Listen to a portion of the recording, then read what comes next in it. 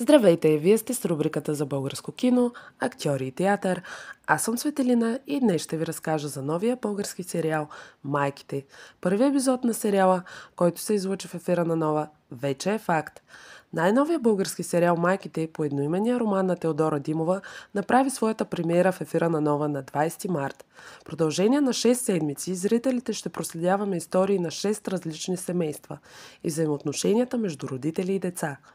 Мини-сериалът по едноименния роман на Теодора Димова изследва проблема на нарушената семейна връзка, която води до съкрушителни житейски избори. Сюжетът на социалната драма проследява историите на 6 деца, които създават връзка с новата си учителка Явора – Боряна Братоева. На пръв поглед тя не се различава от останалите учители, но оценките на класа се подобряват, приятелствата също, а отношенията между учениците започват да се променят. Във всяко семейство има скрит или явен проблем. По тази причина Явора, която децата почти обожествяват, се превръща в онази липсваща майка, за която всички те мечтаят. Първият епизод на «Майките», далеч от оригинала и излишно близо до скандала, започна поразяващо.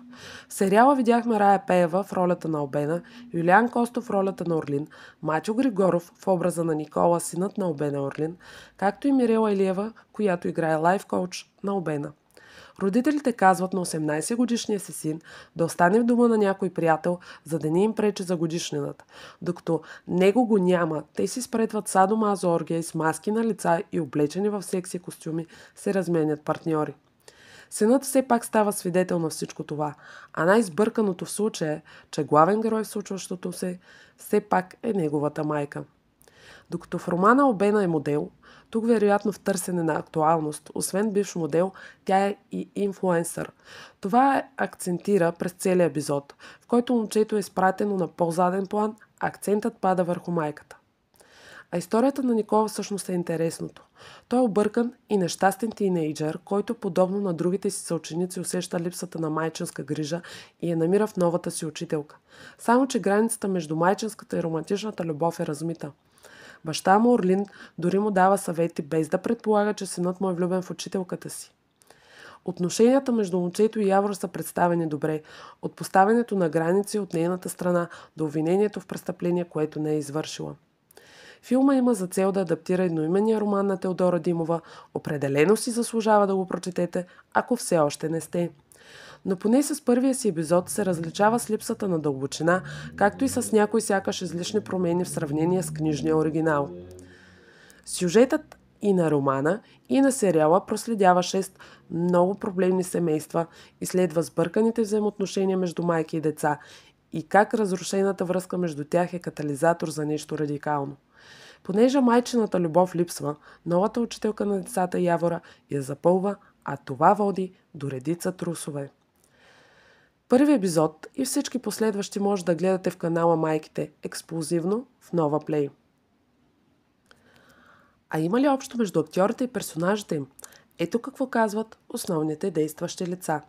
Актьорът Юлиан Костов споделя: общото между образа ми в сериала и мен в живота ми е, че и двамата с ведрост и шега успяваме да успокоим хората около нас, които са важни. Носим една такава лека енергия, която контрастира с професионалния ми живот, в който сме супер сериозни. Няма мърдане. Абсолютни професионалисти. Бих казал, че има едно изключение. В реалния живот моят бизнес не е сив или черен, за разлика между него и героят му в сериала Орлин. Рая казва: общото между мен и Албена, че сме амбициозни, но тя е болно амбициозна, а аз не чак толкова. Мисля, че е здравословна моята амбиция. Мъжността ни е обща и начинът, по който обича съпруга си и любовта, която дава. Аз също съм човек, който дава любов. Мирела обяснява: и двете сме инфлуенсърки. Героинята ми обича работата си и обича да си флиртува. Матьо е категоричен.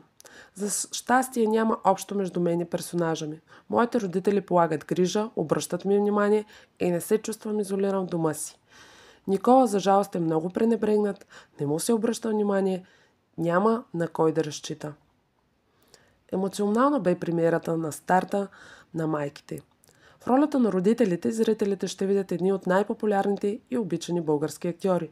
Юлиан Вергов, Юлиан Костов, Захари Бахаров, Гергана Плетньова, Петя Силиянова, Рая Пеева, Юлиана Коджабашева, Петър Андонов, Мартина Апостолова, Доля Гавански, Диан Ангелов.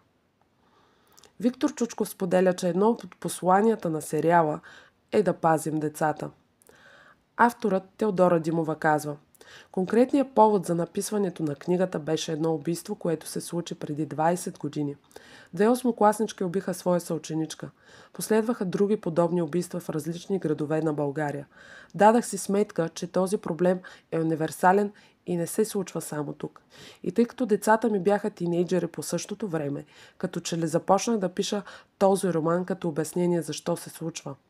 Не предполагах, че ще стигна до такива мъчителни и болезнени за обществото ни изводи. Това е сериал, който прилича на филм.